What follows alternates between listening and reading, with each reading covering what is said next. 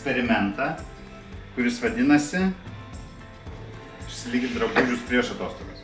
Tai aš tada galiu pasakyti ir apie ką čia bus viskas, aš manau. Čia bus viskas apie kelionę į Lietuvą, nes paskutinį kartą, kai mes važiavom į Lietuvą ir kažką filmavom, tai Norai buvo 6 mėnesiai ir čia buvo jos krikštynos, o dabar jai 3 metai ir 6 mėnesiai. Tai dėl to aš galvoju, kad galim pasižiūrėti, kas ten naujo ir kas ten pasikeitė. Šitą vas babai padariau. Lagaminas sukrautas? Jo. Sakai, Portugalijoje buvo. Jo, viskas grinai kaip Portugalijoje.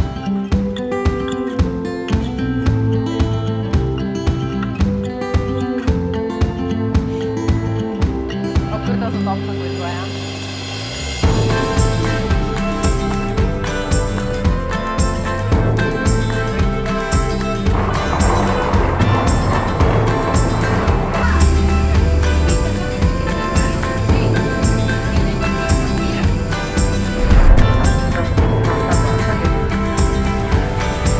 Na ir turbūt visiškai nieko nestebina šitas lietuviškas oras apart mūsų pačius. Aišku, ačiū Dievui, kad lyjo tik tai pirmą dieną, nors tą pirmą dieną jau buvom truputėlį išsigandę. Kur eini? Kaip lėktuvas. Laukyt. Gal tau man irklą duok, aš panešiu. Gerai.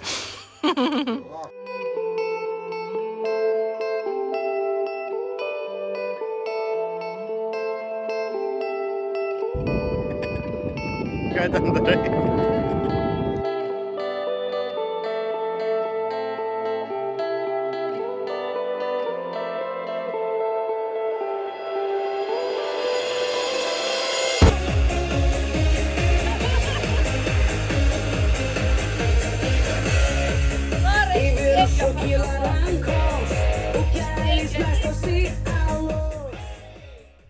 Kol kas mes čia pabuvome tik tai porą dienų, bet vat netikėtai babai, seneliui ir Ūlai teko sugrįžti į Vilnių, o mes čia likom 3 atostogauti toliau.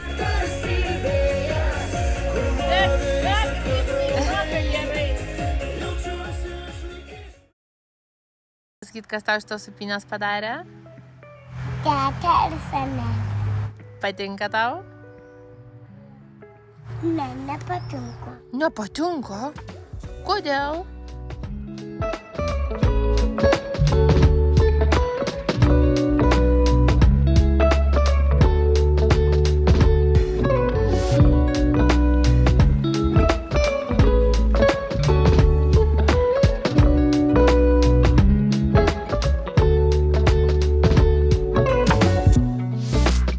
Na tai ką, likę mes esam vieni sodyboj, prižiūrim tvarką, esam čia 3, Ieva, Nora ir aš. Mums su Ieva biškį dar reikia dirbti čia savaitę. Tai ko nesakai nieko? Nes dirbu. Tai va, taip čia ir gyvenam.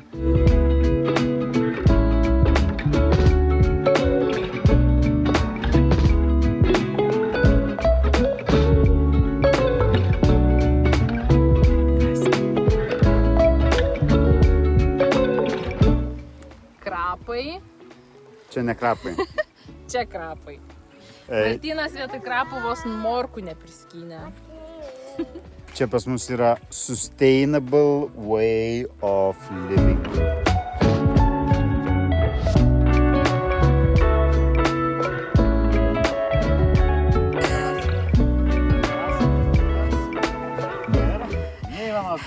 Martynai, toliau man atrodo reikia. O tai čia tipo ne... Žiūrėk, kas kur. Va, prašau. Nora. Nora. Oi. Kur kašikėlis? Sakė, jai į ranką reikia paduoti. Į ranką paduoti, prašom. Pažiūrėk, kiek kašikėlį. Parodyk, Narytė, kiek turi. Bulvyčio. Kubės dalis. Eik tu savo, parodyk. O, ir ką tu su juo darai? Sutrypt? Ir pups padaro. Taip.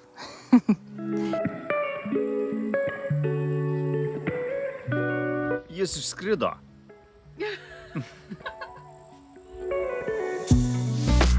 Kad mums čia nebūtų taip liūdna ir tuo pačiu, kad galėtume truputėlį produktyviau dirbti, aplankė mus mūsų draugai Edvinas, Aurelija ir Luknė.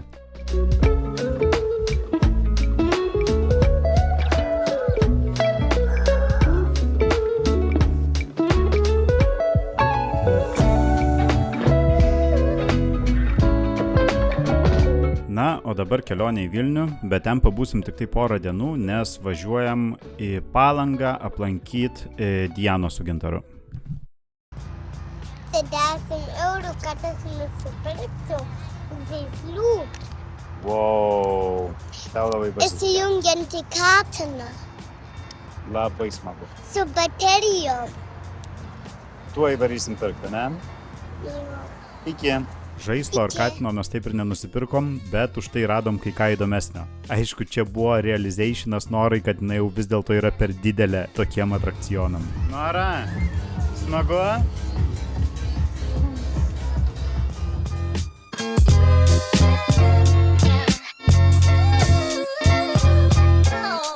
Na, o dabar, kaip ką tik ir minėjau, kelionė į Palangą. Ir šį kartą traukiniu.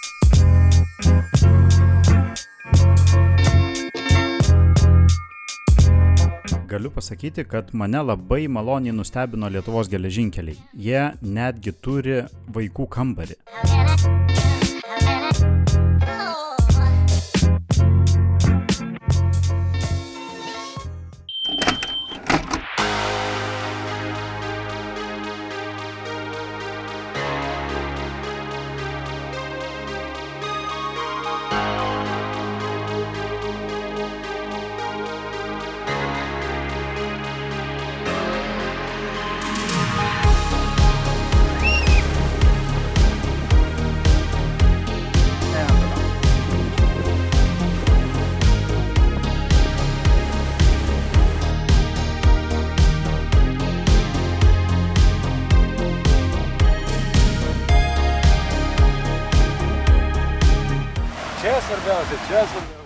Čia svarbiausia.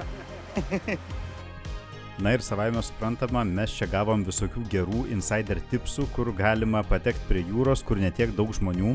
Ir viena iš tokių vietų, pavyzdžiui, yra šita Brežnevo vila, kuri buvo pastatyta Sovietų sąjungos metais. Ir per visą Sovietų sąjungą tokių pastatų buvo pristatyta visur, visokiuose įspūdingai gražiuose vietose. Pavyzdžiui, kaip ir dabar čia. Čia aplinkui netgi yra teniso kortai ir panašiai. Tiesiog taip miške. Eisim prie jūros dabar? Ir kas yra geriausia, kad tas Brežnevas, jisai į šitą vilą net nėra nei karto atvažiavęs. Ir dabar iš jos yra padarytas viešbutis. Galima užsibukinti kambarį ir ten praleisti naktį, pavyzdžiui.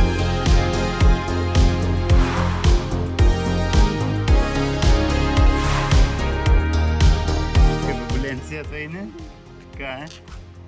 Tu maža babulencija?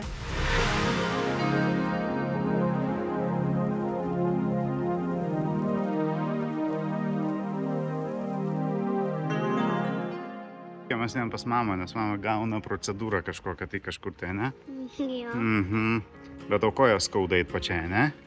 Išsiruošiam eit 20 minučių ir po 2 jau tau skauda kojas ir tave reikia nešti, ne? Jo. Ja? Gerai čia ir blogai?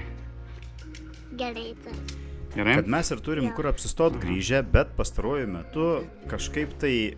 Eik parodyk Karlovą patogiai. Karts nuo karto išsinuomojam kokį nors įdomesnį butą, kokioj nors įdomesniai vietoj, pavyzdžiui, senamiestį, ir tokiu būdu jaučiamės, lyg esam tikrose atostogose, o ne šiaip grįžom į Lietuvą.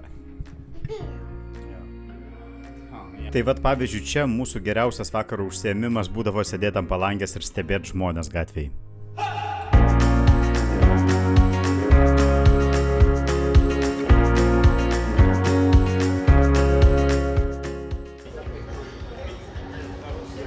Nora, Reikėjo tikrai klausytis. o ką tu čia darei? Kodėl tavo tokios kojos? Aš neėjau į purvą, o tiesiog... Taip išsipurvino vaikšto.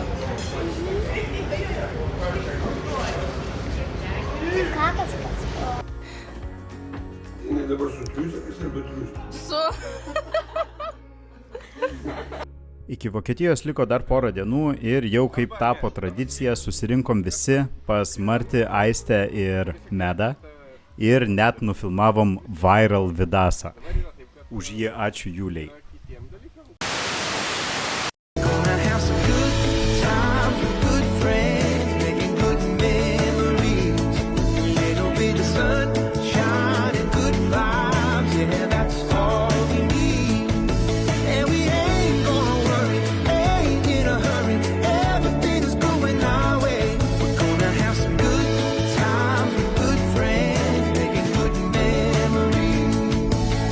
Visa choreografija gavosi iš pirmo karto. Galit manim patikėti.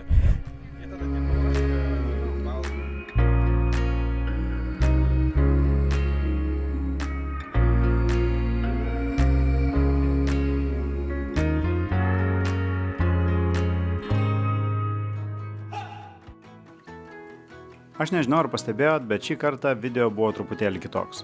Kad man šiaip ir patinka filmuoti visokias gražias vietas, bet šį kartą pagrindinis dėmesys buvo būtent aktoriams. Nuo tada, kai gimė Nora, mano gyvenimas labai pasikeitė ir turbūt tai nėra kažkoks tai labai didelis siurprizas, kad taip įvyko. Ir per tuos 3 metus buvo daug. Buvo gerų dalykų, buvo blogų dalykų, savaime suprantama gerų daug daugiau negu blogų, bet visa tai yra pamokos. Ir aš turbūt gyvenime niekada nebuvau išmokęs tiek pamokų, kiek išmokau per šitos pastaruosius 3 metus. Ir jeigu man reikėtų išskirti vieną dalyką iš viso to, ką aš išmokau per šį pastarąjį laiką, aš sakyčiau, kad pats svarbiausias dalykas gyvenime yra artimiausi žmonės. Ir iš tiesų niekas, nei pinigai, nei kelionės, nei daiktai, niekas niekada neatneša tiek laimės, kaip geri santykiai su artimiausiais žmonėm. Ir aš žinau, tai skamba banalokai, netgi banaliai, visus šitos dalykus aš asmeniškai esu girdėjęs 100 kartų, aš net neabejoju, kad jūs irgi taip pat. Bet man atrodo, kad dabar aš iš tiesų tai supratau. Taigi, manau, reikia prisiminti, kad visi šitie dalykai nėra savaime suprantami, reikia dėti pastangas ir reikia tuos visus santykius puoselėt.